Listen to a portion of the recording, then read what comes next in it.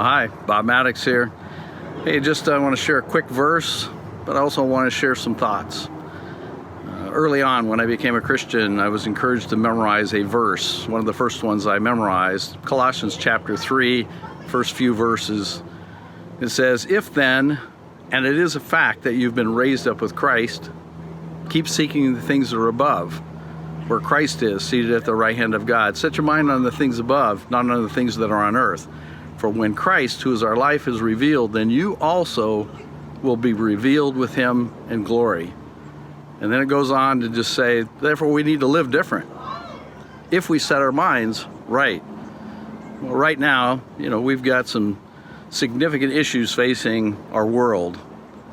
Let me give you the illustration that I've shared with a lot of people, and that's the difference between what I call the quarter and the sun. You look at this and say, which is bigger, quarter or the sun? Not trying to trick you. The sun's much bigger than the quarter. But here's what you have to understand is if the sun's right over there, and if I take that quarter and I put it way out here, well, then the sun's going to obliterate the quarter. But if I take that quarter and I pull it in, whoop, and I'm just staring, you get to a point where that quarter will totally block out the sun. Right now, our issues and things that we're facing, it's more like a silver dollar. It's bigger. But you see, here's the deal, is that the reality is 98% of all the things that God is doing are far bigger and far greater, far more amazing than all the stuff of the world. But what we do is we stare at what's going on in the world.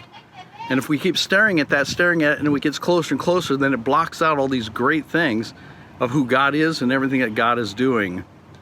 I just want to encourage you to remember and say, look, God's not sitting up in heaven right now freaking out and saying, what in the world is going on and what am I going to do? No, God's in control.